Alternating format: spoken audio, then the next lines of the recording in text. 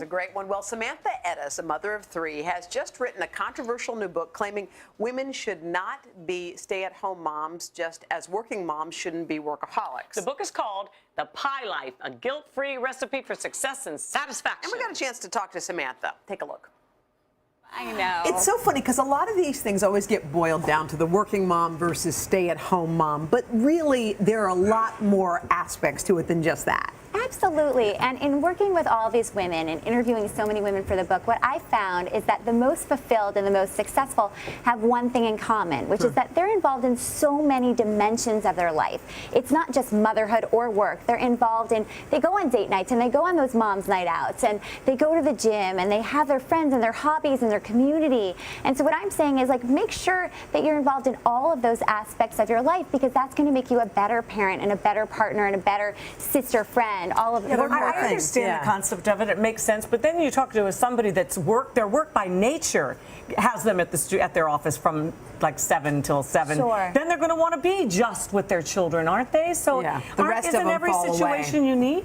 Absolutely. But what I'm saying is, let's focus on the future. And our baby years are so short. It's only 5 years until your child is in kindergarten full time. And our careers last a lifetime. Let's talk about the maintenance years then. Those early years you're talking about. You can step right down ahead of us. Yeah, thanks, son. So I always say those first few years are really, really hard, and they're full of manual labor. And in my house, at least, it was so sleepless. Yeah. So those are not the years that you necessarily need to leapfrog 5 levels in your career. If you can stay in the game in some way, just keep your foot in the door, then you're winning. Okay. That makes sense. All right, let's move down to something you call the golden triangle.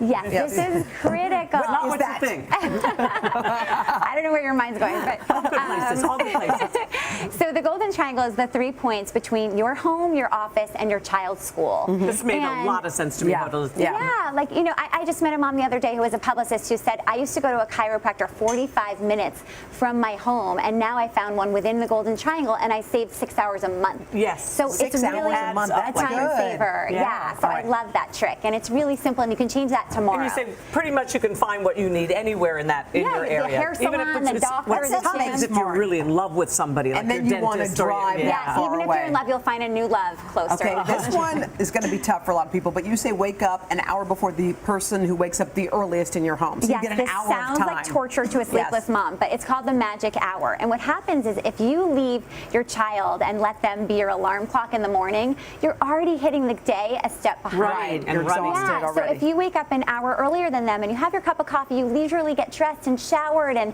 you can check an email, whatever you want to do, you're hitting the ground running rather than feeling like you're a step behind all day. Of course, this means that you have to set your alarm clock an hour early. Depending on what time you get to sleep, that's not always easy. Yeah, none of it's easy. You never said it was easy. None of it is easy. Okay. Yes. And what's the final one? As busy working moms and busy moms in general, we're saddled with so many daily decisions, right? It's like, should I let my kid have a sleepover? What should I pack for lunch? It's just endless decisions. So make those decisions fast and then deal with your bad decision later. Just do it. I agree with that. Just give me 1 second to talk to the women out there who were upset with the concept that you could not be happy and be fulfilled if you were only staying at home and taking care of your children. Yeah. I don't think that's what you were trying to say, because I do know many very fulfilled people that's all they've ever wanted in life, and they're very happy. Sure, but you know, I've worked with so many women that what ends up happening is that after those years, when their kids are off to school, they feel like, oh my gosh, I want to get back to work. I want to do stuff. And so what I'm saying is, just keep a foot in the door. You know, keep those networks warm.